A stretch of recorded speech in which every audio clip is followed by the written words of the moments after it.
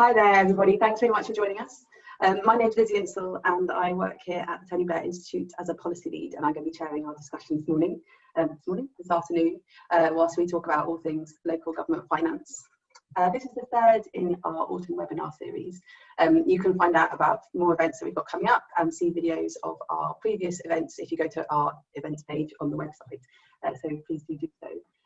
Today our topic is local government finance and whether the pressures of COVID will trigger fundamental reform. It's really clear that COVID has put a huge amount of strain on local government finance, and in fact a paper out from the LGA today has put some really stark figures on that.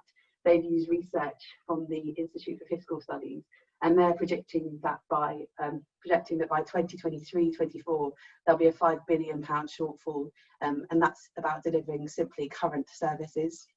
So these figures are really stark, but what we want to talk about today is the fact that whilst the pandemic has put a lot of pressure on local government finance, actually there's a much deeper story of the way that funding mechanism is set up. Over the last decade, we've seen a shift in revenue streams, which has seen a real move away from central government grants and much greater reliance on locally retained taxes, so council tax and business rates. And so as a result, what we've seen is an overall reduction in the funding to local government, which has put a huge amount of pressure on services. As a greater proportion is spent on kind of centrally prescribed services, there's much less space and discretion for local government spend. Whilst this focus on money and resources is really important, actually what they portray is quite an imbalanced relationship between central and local government.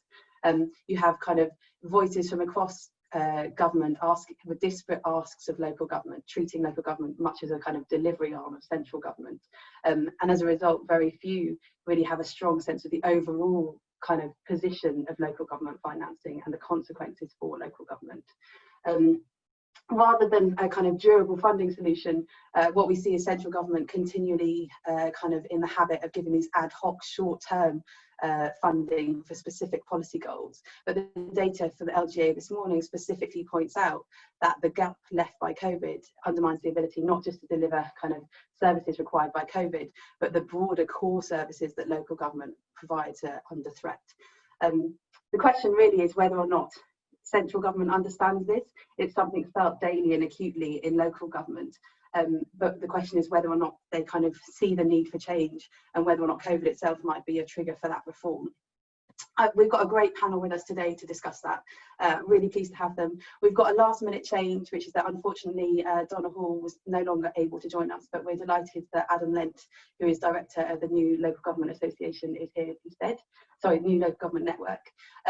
He joins our two other panellists, Lord Bob Kerslake, who obviously needs very little introduction. He's obviously well known for his role as Permanent Secretary at DCLG, at what was DCLG, and head of the Home Civil Service and current president of the LGA.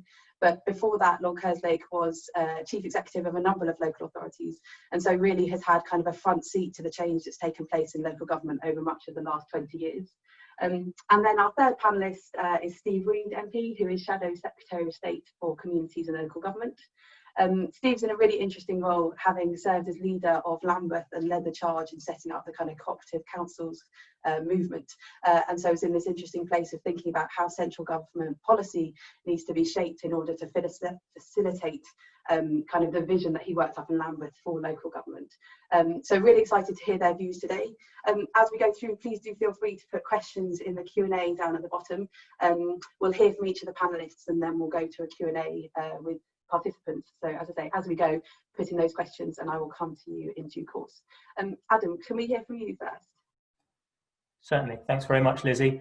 Let me first just apologise for not being Donna, our fantastic chair. She's a million times more charismatic and insightful than me, so sorry about that, but I will do my best. The key question for the session is whether the pandemic, COVID, will actually force the resolution to this long-running issue of local government finance. And I suppose I feel sort of ambivalent in giving an answer to that, because I feel that in the short term, actually, or short to medium term, I actually think it makes it much less likely that anything will be done about local government funding and finance. But my hope is that maybe in the longer term, it might actually generate some significant change. So let me just explain that over the next 5 minutes or so. I think the first thing to say is, of course, that attempts by the government to address some of the problems with local government finance had already been put on the back burner because of Brexit. So we had things like the plan to devolve business rates, for example, was essentially put on the back burner, and the legislation that was planned to go through Parliament didn't happen because of Brexit. And then, of course, we had a much wider devolution agenda underway, which was also, to a certain extent, or to a considerable extent, sort of kiboshed by the fact that Brexit came along and threw everything out of kilter. So there was already a sense that these issues were not really being grappled with.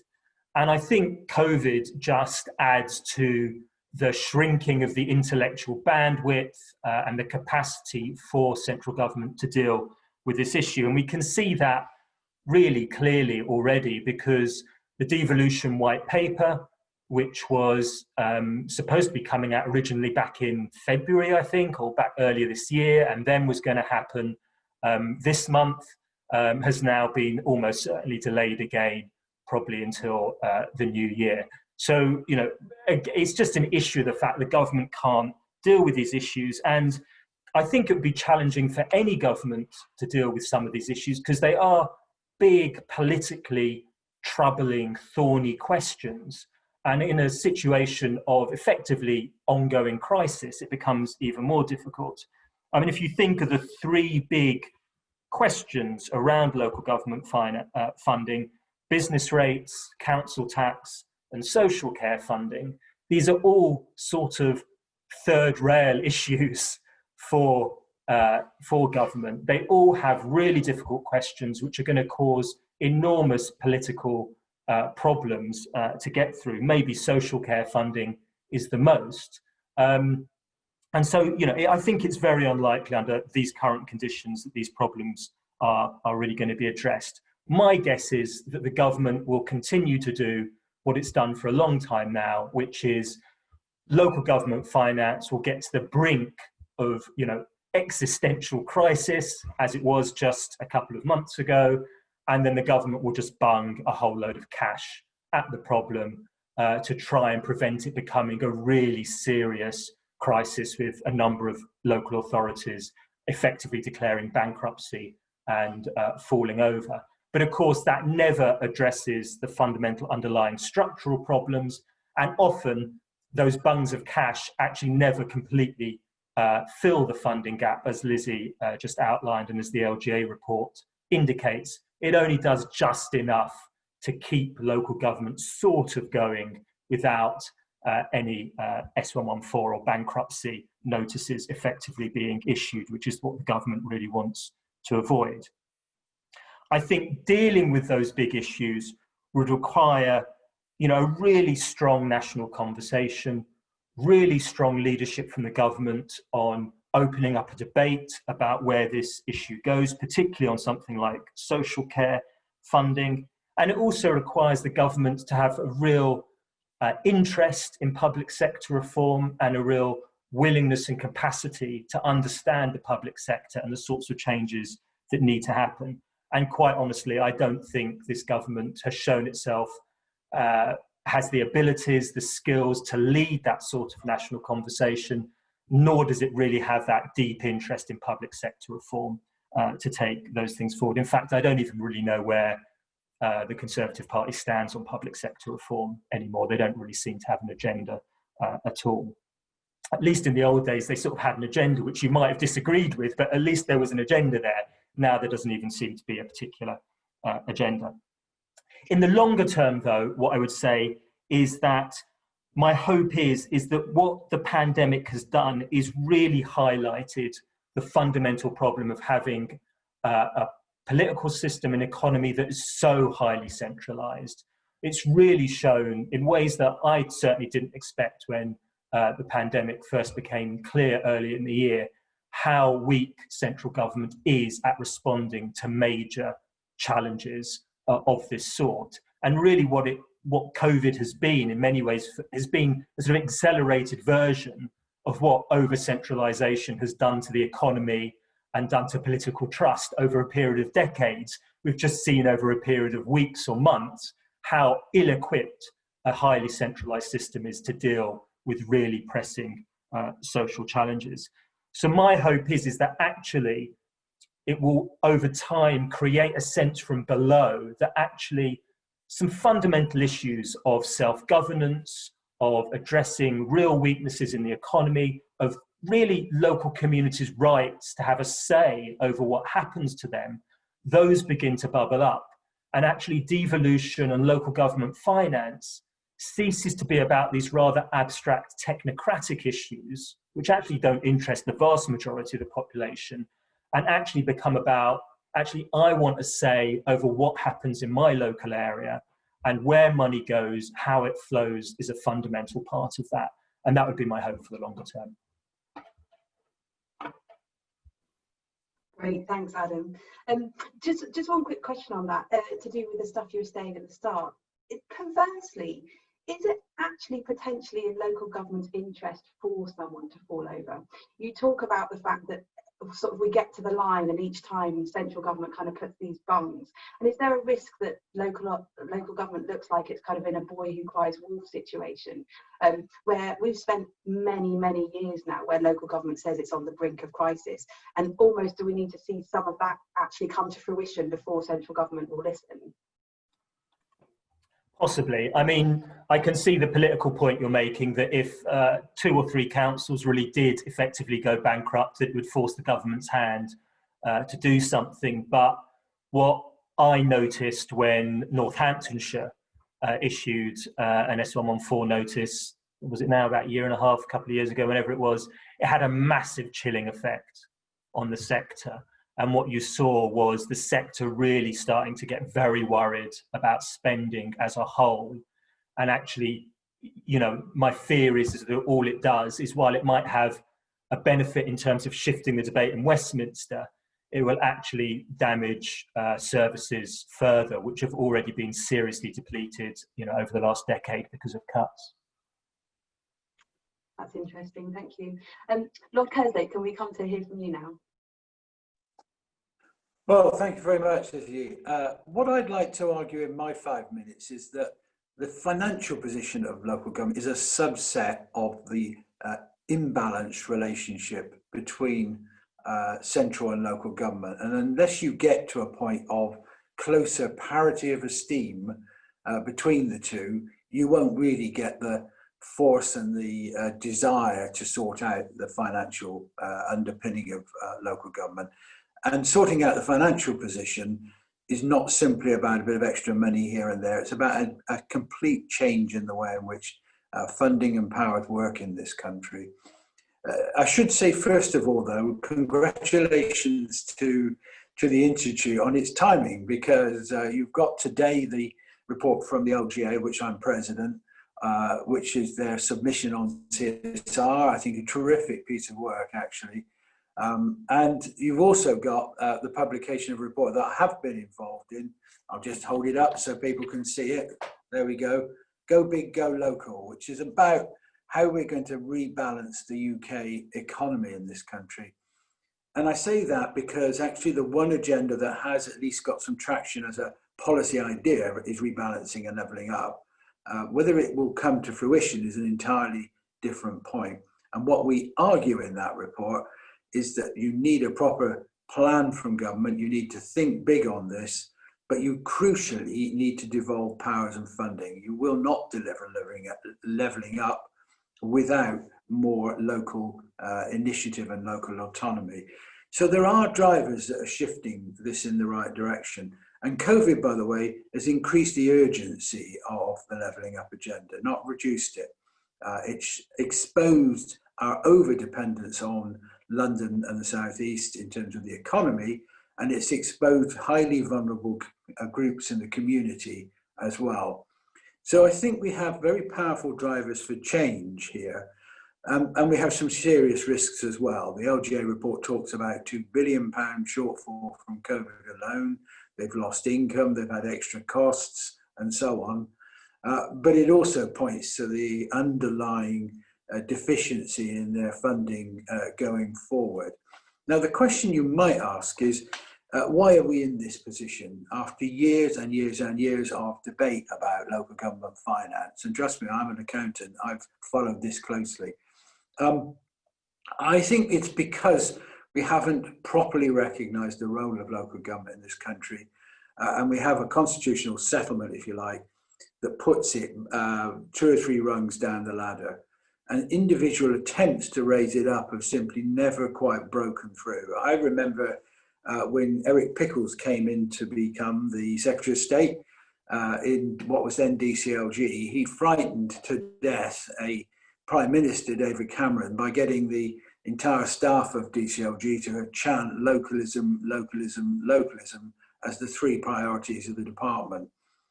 You wouldn't quite get that now, would you really? I think it's, and so in one sense, that ambition didn't happen. And here's the point really here. The force and voice of local government inside central government is fundamentally quite weak. The Minister for local government, housing and local government, doesn't have obviously the punch of, say, the Secretary for Defence or others like that, and actually doesn't see their job as being to be the voice of local government and represent it necessarily in cabinet. You also have a point you made, Lizzie, that each department values what local government does in relation to their agenda, but just doesn't get the point about it being one organisation that's doing it. So health will say, you're not spending enough on care. Cultural DCMS will say, you're not spending enough on libraries. Nobody seems to make the connection across all these departments that actually it's all in one place, and the fundamental issue is the funding challenge. And my third point really on this key agenda is that the issue is not simply about extra cash, it's about a buoyant income source. You can have a wide range of responsibilities and a wide income source, or you can have a narrow range of responsibilities and a narrow income source. What you can't have, as we have in this country, is a wide range of responsibilities and a narrow income source. Doesn't work. So you've got to do a major review of the different sources of income. I like assigned income tax. It could be a set online sales tax that brings income. But fundamentally, you have to give local government buoyant tax sources so it doesn't have to rely on handouts, bluntly, from central government in the way it does at the moment to survive. It is, after all, a quarter of local government's, quarter of national spending on public services. Does it feel like it gets that kind of voice and influence? What COVID has told us is the disastrous impact of centralism in this country. Absolutely, root and branch has shown us that.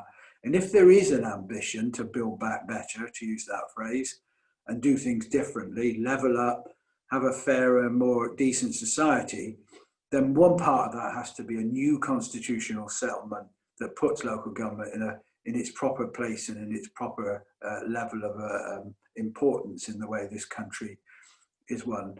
And so just to finish, there are grounds for pessimism.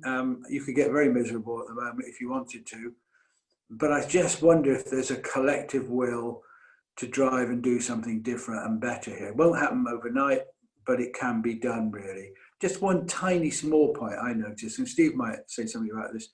Under Keir Starmer, I think the Labour leader on the LGA is now attending shadow cabinet. That may be right or wrong. That's a really interesting move and maybe a sign of a different type of relationship going forward. I'll stop there. Thank you. Thanks very much. Yeah, I mean, the description that both yourself and Adam have given of that need to kind of bubble up from below, I'm interested to hear how Steve thinks that some of that can be kind of helped from the top too. Just to pick up on one point that you made there, your kind of reference to Eric Pickles, I think, is always one that people in local government mostly shudder, I think, when Eric Pickles' name is mentioned. But one question I have there, you're sort of implying that in the levelling up agenda, actually it is localism that we need, and are you saying that that agenda was the right one and simply failed, and in which case what is the new version of that localism which would kind of support the local role in the levelling up agenda? Well, it's a good question. And to be fair, Eric was caught with both a massive austerity program they had to deliver and also trying to move forward localism as well. It was sort of localism without money, really, was what he was offering. And he did believe in it. He genuinely believed in pushing power down. But you're quite right. There are differing views about this. I personally believe we need devolution of power, much more capability in places, and we need a localism agenda as well to empower communities. I think it is not one or the other. It is both. You know, when I was chief executive of Sheffield, I used to rail against an unresponsive and indifferent national government. I did it less when I was head of the civil service, I have to say. But my point is, there were communities in Sheffield who probably felt very similarly about the council. So if we want to get devolution, we have to invest in localism as well, really. We have to do both, actually, in my view. Great, thank you. Steve, let's hear if you have any more reasons for optimism. Well, I agree with much of what the first two speakers have said, and I think before we look at how we fund local government, we need to be thinking about what it is we want to fund. The current business model for local government, in my view, went bust about 10 years ago, because it was the model that we still have is predicated on a much higher level of resource than has been available for that full decade, and yet we haven't looked at how we reform the sector. I don't think that level of funding is ever coming back, by the way. Now the quick answer to your question for this session is, will COVID trigger reform of local government finance? The quick answer is yes, it already is, but not in the way that we might wish. The government originally, when we went into the pandemic, told local government that they would fund them to do whatever's necessary to get communities through this. But they broke that promise. Local government ended up with a funding gap of between 12 to 15 billion aggregate, and the government's only put back in about 3 billion. So there is a significant funding gap that councils are facing, and that is already looking like in-year reductions in spending of around 10 to 15% in councils. Now, it's no accident that the government is allowing this to happen. For the last 10 years, if you wanted to find one theme that's driven the various Conservative administrations we've had, it is marketisation, the desire to marketise the state and bring market disciplines into the provision of public services. Now, they've variously, as Bob was pointing out, been tending towards localist models of that or centralised models of that. The current government, I think, is the most centralising of all the Conservative administrations we've had in the last decade, and we've seen that particularly in the way they've behaved around the crisis, bypassing procurement processes to hand vast contracts to private companies, many of which they have close personal relationships with, leading to failure. Centralising decision-making and bypassing expertise on the front line on issues from testing, track and trace, PPE, shielding. They got it all wrong because they over-centralised it. So these are tendencies that have been apparent for the last 10 years, but they got far worse under this current Johnson administration. So I think that's what they're doing. They're creating space to marketise further and faster and deeper. So then the question to us is, do we want to go back to the model we had before in any case, if we had the opportunity to? And I think for reasons I'm sure we'll explore further in this discussion, we probably don't. There is a need for much greater devolution to cities, regions, nations, as well as localisation to communities. But within all of them, there's a big debate to be had, and happy to dig into that if people want to. But I think we need a different model of decision-making in our public services that I think is radical enough to signify a reform of the entire sector and even of the way that our democracy works. And it comes from this. The debate between Labour and the Conservatives over, well, really since the Second World War, has been about the extent to which we have public sector provision or private sector provision of public services. So it's all been who is the provider. And what's been missed out is the interest of the user in all of that. Labour has preferred a public sector provider interest, The Conservatives have preferred a private sector provider interest, but nobody's spoken up for the user in all of this. And I think what we've seen developing over decades now is a disempowerment of the user voice and the user interest relative to the provider interest in our public services, whether they're provided by the public or the private sector. And I've seen very good examples in both sectors and extremely bad examples in both sectors.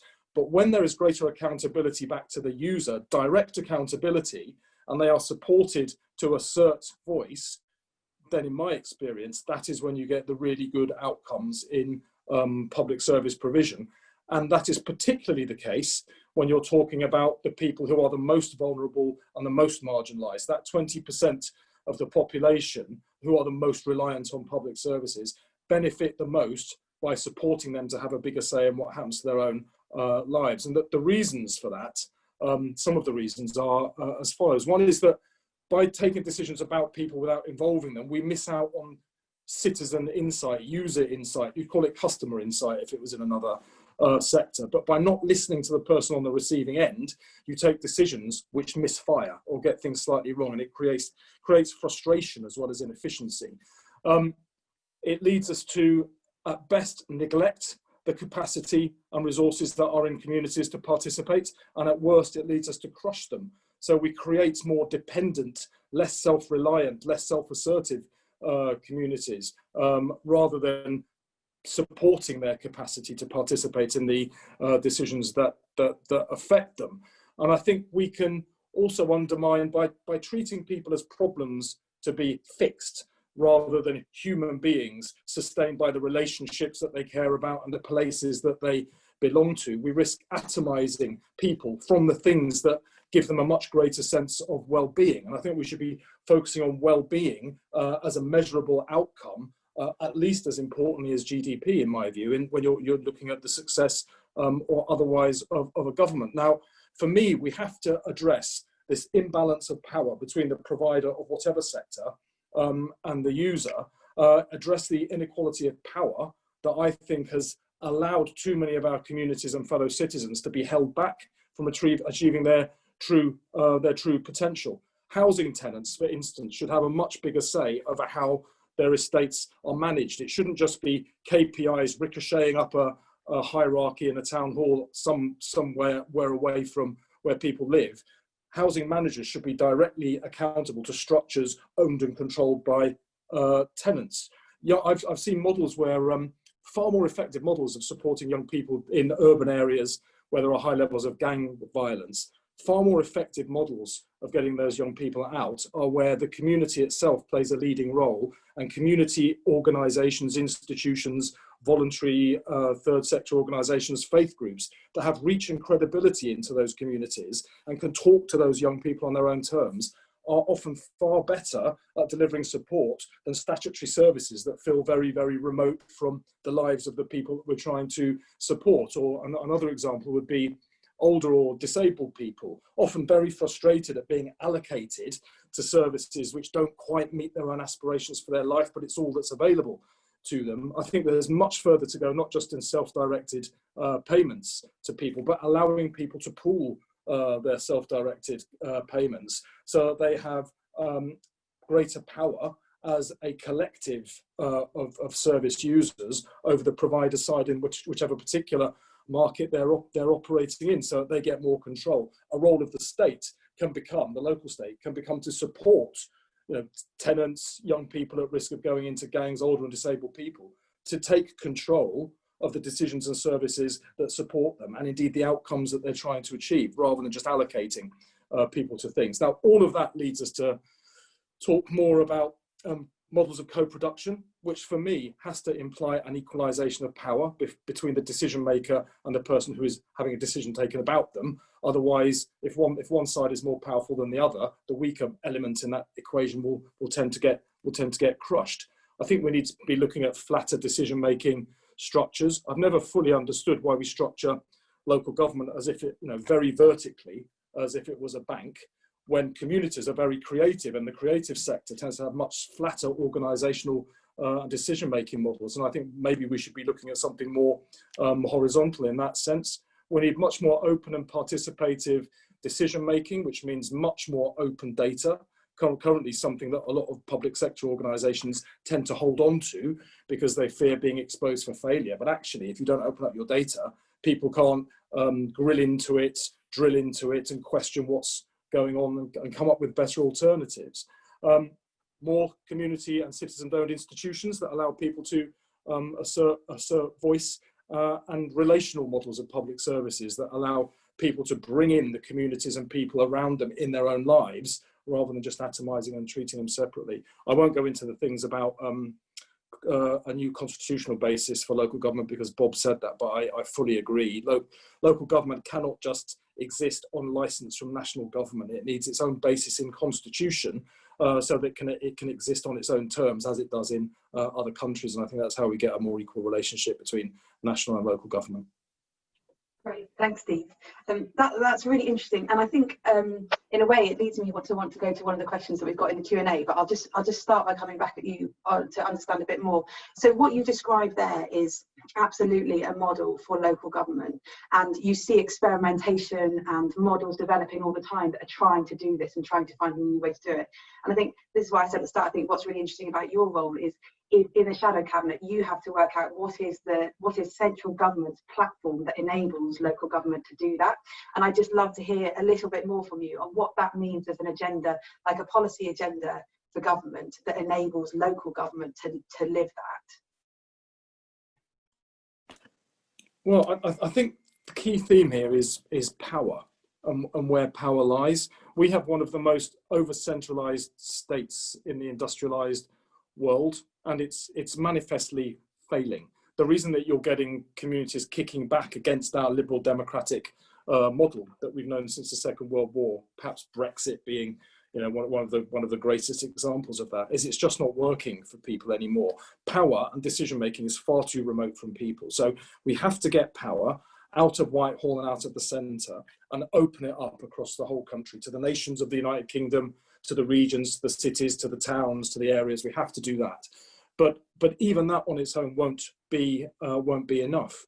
To people who are forced to use services that are not truly meeting their needs, the town hall can feel as remote as Whitehall.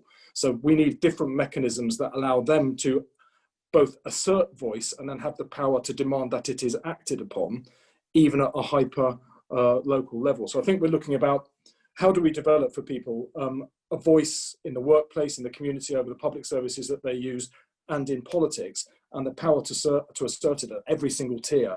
And perhaps the principle that can bring us towards that is the principle of subsidiarity, but you make it a whole system-wide transformation. And I think until we've done that, talking about how we fund it doesn't make much sense. Let's come to Mark Sandford. You've got an interesting question around where responsibility in central government lies to think about local government. This is just an idea that I've heard in a couple of private conversations in the last few months. The idea that it might benefit local government to have the responsibility for the management and relationship with local government moved into the Treasury and out of what's now MHCLG, on the basis that it would address some of the points that Lord Kerslake was making about taking an overall responsibility for government, for local government within the government. And it could also help to rationalise and push on the agenda around finance more generally and financial autonomy. But I'd just be interested to hear what panel members made of that, because there are obviously all sorts of implications around relationships and small p politics, etc. Thanks, Mark. Lord Kerslake, should we come to you first on that question? Yeah, I don't personally think moving it into the Treasury is a credible option. The Treasury is actually really quite a small department and doesn't usually take on direct responsibilities as such. So it's only just over 1,000 people actually at its core. What I think is more possible and would work would be to bring together the devolved nations and the role of government, UK government, with the central government role. Actually, I think there's a good argument for moving housing and planning into a different place. and having what I would call a department of devolution that would be fundamentally focused on a powerful role, fundamentally focused on reconfiguring the UK and how it works. Really, that's something I would like to look at. We need to do something, anyway, about the devolved nations and how they sit in UK government for other reasons, because clearly we've devolved a lot of powers. So the model, as it currently stands, having secretaries of state is arguably one that's had its time. But I think something like that, a really powerful ministry that had a core program to deliver, maybe even one attached to a deputy leader or something like that, is an option that I think would have more purchase here in moving this agenda forward. And just to say, the challenge, some people say, well, look, why don't we just, what is this really about central government? We just let it happen. The answer is it won't happen without a powerful political drive to devolve power. The inertial forces are huge inside government. And I'm not saying that critically, it's just the way it is. The only person who's ever shifted the dial is George Osborne from his enormous position of power. That's the kind of model you need if we're really going to make a difference here. Someone who wants to make it their business in a position of power to shift the way we run this country. I think it's as big as that, quite honestly, rather than think you could put it in the Treasury and that would sort it. Great, thank you. In that case, Steve, I think I'll come to you next. That kind of reference to thinking about how you shift power definitely speaks to what you've been talking about, almost then like at a lower level within that. But I'd love to hear how would you reconfigure government to do that? But equally, we heard a kind of slight reference earlier to the role that Nick Forbes plays in the shadow cabinet, and I wonder what other things that the Labour Party has in place to think differently about how it's engaging with local government in those kind of capacities. Well, I mean, Labour's developing its thinking on this, but already Keir has brought Nick Forbes, Labour's leader in local government, into the shadow cabinet. But every single member of the shadow cabinet also has a point person from local government who is the lead for local government on the same issue, and a sounding board of other leaders. So I have that, all of my colleagues on the front bench have that, and that is creating a much stronger and deeper relationship between Labour in Parliament and Labour in local government than we've ever had at any previous point in our party's history, I think. So that's a really good development, but there's clearly a much further to go with this agenda. In terms of locating communities in the Treasury, I would be violently opposed to that. The Treasury has always struck me as one of the most centralising and controlling of all the government departments. And if you wanted to open up power, it is not into the jaws of the Treasury that you would deliver your victim. It'll never happen that way. I think a more interesting model is, and this isn't Labour Party policy, it's something that the LGA came up with. I used to be Bob's president of that currently. I used to be vice chairman of it. But the LGA came up with a model for rewiring rewiring government around people. And they proposed the Department for England, which brought together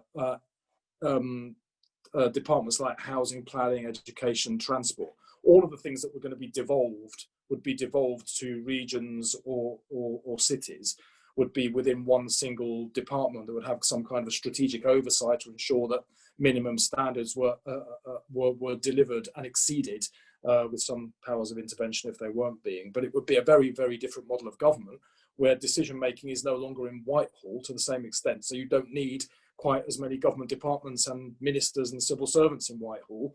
All of that mechanism would go to where the power had gone. And we can already see some examples and push for how that might change from places like Greater Manchester, with the devolved health service model that they've got there. Barking and Dagenham in London have got their participative cities model, which is extremely interesting. Wigan, if Donna was here, I'm sure we'll talk about the Wigan deal, another very good example, and the co-op councils movement, which I'm the president of. Still, it has about 30 Labour councils involved in it now, all looking at different models of how you empower citizens and service users to have a bigger say over the decisions that affect them. And it really does open the space for creativity and innovation. So I think there's a whole different world of decision making. But if you gave it to the Treasury, then like the big bad wolf, it would eat it all up. Okay.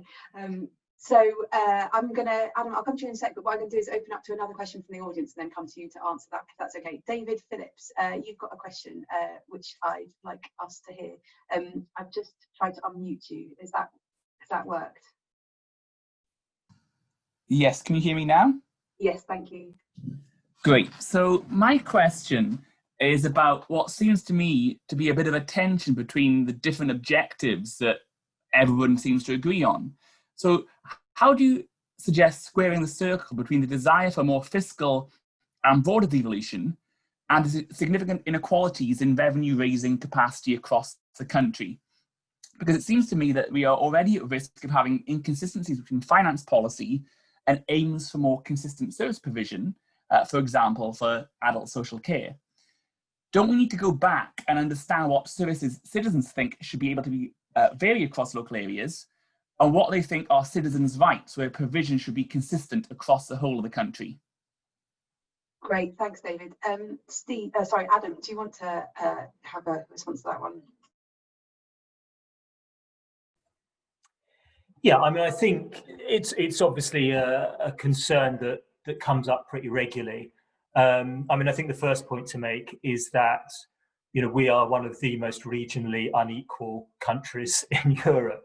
So having a highly centralised system is no guarantee to preventing regional inequality. But David makes a really important point.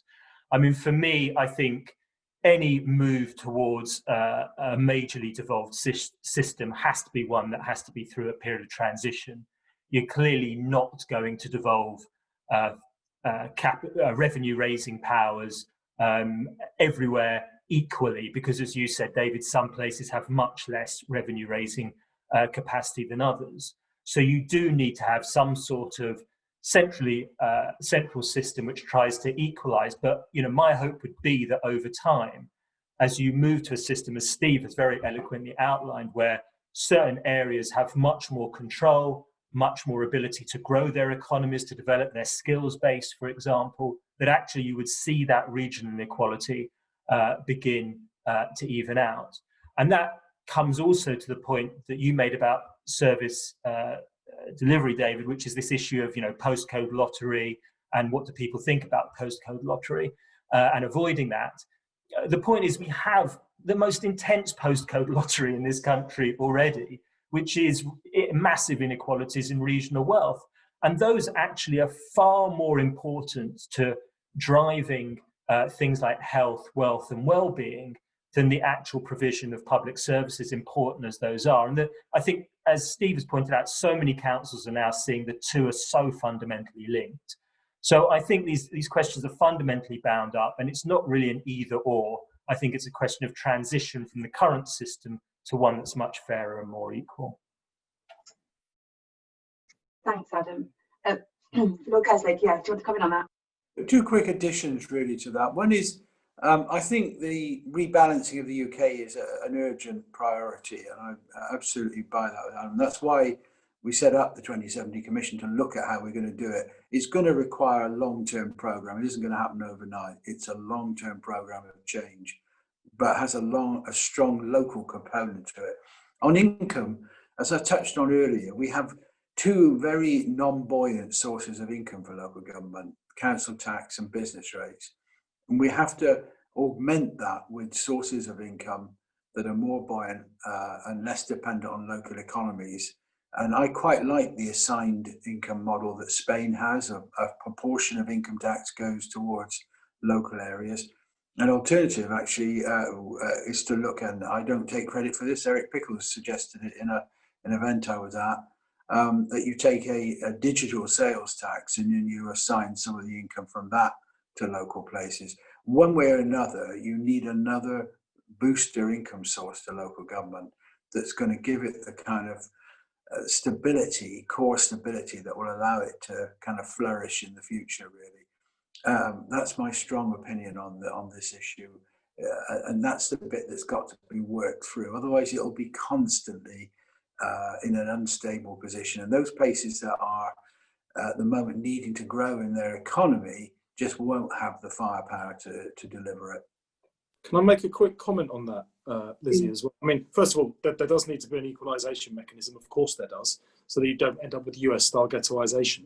But a conversation I've had with Bob before, actually, is, you know, very often people who suffer the greatest level of inequality in their lives, that is apparent from the moment of birth. People's life chances are determined by the circumstances of their birth, and that is clearly the most grotesque of all the inequalities we face in our country. And I've never fully understood why you can invest a significant amount of money in a train track and write it down over 30 years, but you can't do the same thing with a human being, even if significant investment in early years would prevent many of the adverse circumstances that causes a baby to grow up into an adult who can never fulfill their true potential. Why can't we treat that as a form of capital investment, human capital investment, if you like, in order to secure better outcomes for that person all through their life, which not only means that their life experience will be happier and better,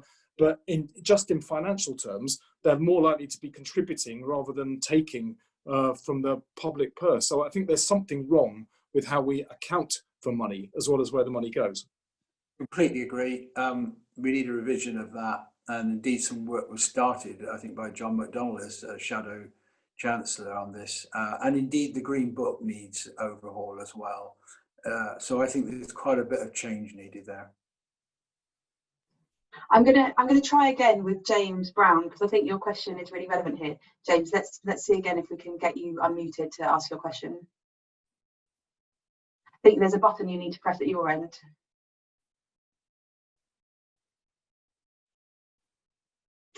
No, okay, I'm going to ask James a question for him. So James says, when you talk about different revenue streams for local government in order to generate autonomy, you introduce far greater risk with public money. Some of this is already playing out in the commercial investment space. Is it not central government's responsibility to manage the broader tax base and also ensure that local government can do its job? Anyone particularly want to, yeah, Don Kerslake, do you want to come on? I'll be very quick and then others come in. First of all, I think we need to rethink how we look at risk. We presume that doing things centrally is the least risky option. It isn't actually, it's the most risky option, that we found out during COVID. So we shouldn't assume that devolving power and responsibility increases risk. It actually reduces it in many ways. Which isn't to say you mustn't have good control systems at local level, good accountability, and so on. Maybe local and public accounts committees has been one of the ideas, but we need to just get away from this idea. It's doubly important because actually, truthfully, we face huge uncertainty going forward. Very few people have all the answers. In fact, nobody does, as to how we're going to get out of this current situation. And we need to try out ideas, and some of them will work and some of them won't really. So for all those reasons, I don't see devolution as a more risky option as far as finance is concerned. I think it's the lower risk option, particularly if you put good systems of accountability in place on the ground. Thank you. Adam, did you have a response to that? Well, no, that was the point really, but I just add to it that, you know, we're really inspired by the work of Eleanor Ostrom at NRGN, and we've got a big report coming out on her work in a couple of weeks. And you know, she won the Nobel Prize for Economics. She spent 50 years of her career proving and showing that actually, exactly as Bob said, this idea that big and centralized is less risky is just completely for the birds. Actually, distributed power, distributed finance is actually far less risky as a system than centralized control. Thanks. And Steve, did you want to say? I agree. I mean, there always will need to be. No one's here arguing for abolishing central government. There is a role, clearly, even in a devolved model. There will always be a need for central government to play a role. It's just a question about what role it plays. But one of the things that we'll need to do is ensure probity and the achievement of minimum standards. But by applying a single model for how we do everything, you can straitjacket things into a relatively poorly performing way of doing things, rather than seeking innovation. And allowing variation allows and a greater degree of risk, as Bob says, creates the space for innovation, and that is how you work out how to do things better and improve the whole system. What you'd probably need within that is a method for allowing areas to see what other places are doing and then adapt it to the circumstances in their locality. So you get a gradual, although not exactly at the same time, improvement of services everywhere as people adapt and change according to their own needs. So I think we need to talk a bit less about protecting services and a bit more about protecting people, and sometimes a different way of doing a service will protect them in a better way or give them better support than the way that we may have done it for some decades. Okay, we're having a little bit too much agreement on this panel. I'm going to come to a question from Jess. Jess wants to get into the nitty gritty of there's kind of broad agreement here about a kind of new constitutional settlement for local government. Jess has got a question about the kind of the detail of how that really, like, when that hits the road, how does that really play out? Let's see if we're still in agreement there. Jess, do you want to ask your question? Hi, Lizzie, thank you. Yeah, so I guess, as Lizzie says, there's been lots of kind of talk about how there's this power imbalance between central government and local government. And actually on the ground in communities, that doesn't look totally dissimilar from the one on the that communities have with local government, which often feels quite siloed and quite top down, and you're being allowed to act within parameters set by someone above you. So my question is really about kind of what that really looks like, what that localism agenda really looks like, and how it works, and how a kind of shared, fairer, more autonomous, collaborative relationship between local government and communities works out, and sort of whether local government's really any better at letting go than central government is. Thanks, Jess. I'm going to just add one additional bit to that, which is just to kind of pull us back to our initial question around how finance actually sits behind that. Because as we talked about before, actually some of this relationship stuff, some of that experimentation is going on. But how is it that the settlement that central government with local government gets in the way of local government then being able to do that at a local level? So yeah, Steve, should we come to you first on that? Yeah, I mean, I completely agree with the premise behind Jess's question there. In the same way that you can get national centralisation, you can also get local centralisation, where a town hall seeks to keep all data, information and decision making to itself. And that can be every bit as damaging as national centralisation, which is why in my comments up front, I was talking about the need to genuinely empower citizens so that they can participate in a more open decision-making model. The role of local government in that, I think, a big role in that, is to wrap capacity to participate around the most vulnerable and socially marginalised people who would otherwise find it very, very difficult to take part. But for them, the changes are more profound than for groups in the population that are already doing better, because so much of their life is experienced as things done to them without their consent, which creates a sense of frustration and dependency. Once they get the sense that they can influence the things that affect their own lives or the decisions that affect their own lives, it can really open up their own sense of ability to achieve bigger aspirations. So it's really can be very, very profound, and I've seen it in many services. That the approaches within that are models of co-production, where instead of professionals taking decisions about people who are going to use a service, you find a mechanism that equalizes the power in that decision-making process. So the person being decided about has as much say as the person doing the deciding. And that, it's an approach, not a specific structural model. It also requires public service providers to be much more open about their data and information, because if you don't have access to that as a party in decision making, you simply can't participate. So we need to really open up data, I think, in ways that we haven't looked at before. And I think we need to move to much more flatter structures. If you look in, my background wasn't in politics, I was in publishing. Publishing organisations are quite creative, they're very, very flat. But local government and government generally is more like a bank. You have tiers and tiers of managers and decision makers and approvers, and it crushes innovation. It creates risk aversion.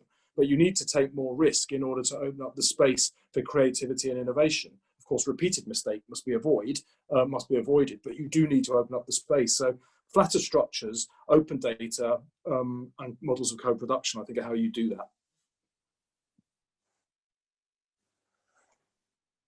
Okay, yeah. Yeah, thank you for that. I agree with everything Steve says about this. It's interesting because one of the things I did a few years back was to chair a commission on localism, and it was to look at really how the 2011 Localism Act, had actually played out on the ground and why it hadn't delivered its promise, supported by, I think, an excellent organisation called Locality that gave punches way above its weight. And we found some pretty stark figures. Something like 80% of people think they have no control over anything in their country, and it's not a much different figure from their local areas. So trying to kind of impose localism on local government from the top is really quite difficult to do, you know. And then you will put alongside that the impact of austerity. I think it has to be is a shift of understanding in local government, which makes it a lot harder because you can't just prescribe it from central government, as to how it best delivers its role, really. As a convener, as Steve has said, as a power sharer, as an innovator. The best councils are doing this now, and there are some terrific examples, but not enough. And what tends to happen when you face retrenchment and austerity is you lose the ground that's been made. So I'll give you a very practical example. You know, lots of great work done to have local community providers of services. As soon as you hit austerity, what happens? A big contract is let for a whole set of services bunched together, which only the big providers can bid for. That's happened times many in the country, I'm afraid. So I do think it's both devolving power to it's almost back to the double devolution that David Miliband talked about. Yes, we devolve power to local government, we get the funding sorted, but part of the deal is they have to do their role differently as well. And I touched on the example in Sheffield of how it felt really in reality. You know, how did it feel as a community in the deprived parts of Sheffield dealing with the council? Maybe not much different from how the council found it dealing with central government. Very tough to achieve this because, as I said, I don't think you can just legislate for it. It has to be a whole change in the way people think about the role. Great, thank you. These are really, really fascinating answers. Adam, I'm not going to come to you on that question because we're just about to run out of time, and I have a feeling you'll say something relatively similar to what we've just heard from the other two. So in my last bid to throw in a hand grenade, just a final couple of words from each of you on your position on unitarisation. Adam, can we start with you? It's a total distraction. I think it's the totally wrong quid pro quo. If you're going to devolve powers, the quid pro quo should be powers and funding gets devolved to those councils that genuinely empower their communities, not those that set up new structures. New organisations are not necessarily more impactful than old organisations. It's about culture, mindset and empowerment. Thanks. Kerslake? You finally found a point of difference. Well done, Lizzie. I actually am in favour of going for unitary local government. I've worked in unitary and I've seen what we currently have in two-tier areas, and there's no doubt in my mind which works best. I do agree to this point that it's not a deal that you do alongside devolution. It just needs to happen anyway, in my personal view, because it's much better local government, frankly, if you have a single tier. And then, frankly, you then experiment with neighbourhood models, local councils, all of that, I think is, and funnily enough, the one thing we haven't talked about, interestingly, is the government's planning white paper. They have deferred the white paper on care, they've deferred the white paper on devolution to local government, but the one thing they have found time to do is a white paper on planning that pulls all the power back to central government. So, you know, where are we at the moment is all I'd ask. So I thought that I'd put that in. Very interesting observation. I wish I'd come to this topic earlier. We could have had some more debate. Steve, you can let us know what you think. Well, I mean, Bob's observation there. What this government tends to do in every circumstance is pull all the power back to central government. It's why they keep getting everything wrong. It's but in terms of the unitarisation, I think what's really bizarre about this is you've got a government that is trying to impose top-down new structures on local government, and surely imposing things top-down is the antithesis of devolution. So in the very way they're doing it, they're not being localists. So that's probably why it will never happen and won't work. Where we're devolving powers and creating new structures, it has to be done bottom up with the consent of the communities that will be affected by it. I think the shape of it needs to be communities that people identify with. It's their place. They must have a sense of belonging to it in order to identify with it. There probably needs to be a natural economic footprint there if you're going to get economic benefits out of the new structures. And I think the governance model should be decided locally as well, rather than having a mayor imposed on regions or areas that don't want one. So I think the very way the government's going about devolution is itself anti-devolution. Yeah, interesting. Thanks. We have really come to time now, so it just remains to me to thank all of our panellists for a great discussion, really interesting, in particular to Adam for stepping in at the last minute, and thank you to our audience for your questions. As I say, have a look at our events page and see what else we've got coming up. Thanks everyone, have a nice afternoon.